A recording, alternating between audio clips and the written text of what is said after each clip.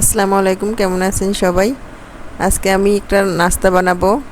আটা বা ময়দা যে কোনোটা দিয়েই করা যায়।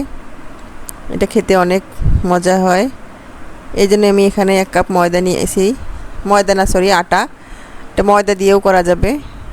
তারপর আমি এখানে দিয়ে দিয়েছি 2 টেবিল চামচ গুঁড়া দুধ। তারপর 1 চামচ আমি এখানে দিয়েছি ইস্ট। 1 কাপ আটার জন্য 1 চামচ ইস্ট দিলেই হবে। তারপর আমি এখানে হাফ চা চামচ দিয়েছি লবণ, দিয়ে শুকনো উপকরণগুলো ভালোভাবে মিশিয়ে নিব। তারপর হালকা কুসুম গরম পানি, যেটা হাত দিয়ে সহ্য করা যায় এমন পানি দিতে হবে। এখানে আমি চিনি দিয়ে দিলাম 2 চামচ। দিয়ে আবারও শুকনো উপকরণগুলো মিশিয়ে আমি পানি দিয়ে একটা ডো বানিয়ে নেব সুন্দরভাবে। গরম পানি দিতে হবে। এই তো এভাবে আটাটাকে আমি সুন্দর করে মথে নিব। একটু হয়তো আপনার হাতে লেগে আসবে, কিন্তু তেল দিয়ে একটু এরকম নরম না হলে এটা আবার ভালো হবে না। এই তো আমি মেখে একটা রেখে দিয়েছিলাম 15 মিনিট। তারপর 15 মিনিট পর ঢাকনাটা খুলে আবারও সুন্দরভাবে আমি এটা মথে নিয়েছি, বাতাসটা বের করে দিয়ে। তারপর এখানে আমি লেচি কেটে নিয়েছি। এখানে 4টে আমার হয়েছে লেচি। এখন আমি এগুলোর ভেতরে, এই যে আমার আগে থেকে তৈরি করা ছিল, এখানে চিকেনের পুর ছিল, আমি বানিয়ে রেখেছিলাম।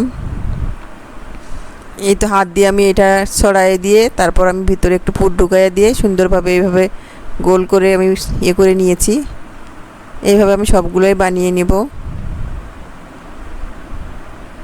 এভাবে হাত দিয়ে প্রেস করে করে বেলার দরকার নাই, হাত দিয়ে প্রেস করে একটু করলেই হয়ে যাবে। এই তো এইভাবে আমি সবগুলোই বানিয়ে নিয়েছি। তারপর আমি কড়াইয়ে আগে থেকে গরম পানি দিয়েছিলাম। ফুটন্ত গরম পানিতে এগুলো দিয়ে দিব।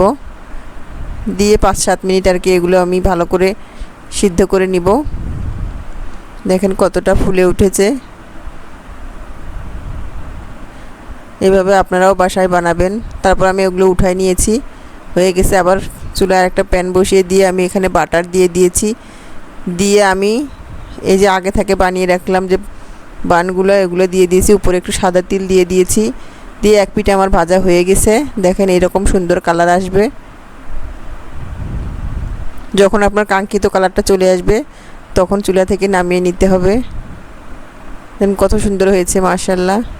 খেতেও কিন্তু অনেক মজা হয়, আপনারা বাসায় ট্রাই করবেন। এই দেখেন আমি একটা ভেঙে দেখাইলাম, অনেক সুন্দর হয়েছে, মাশাআল্লাহ।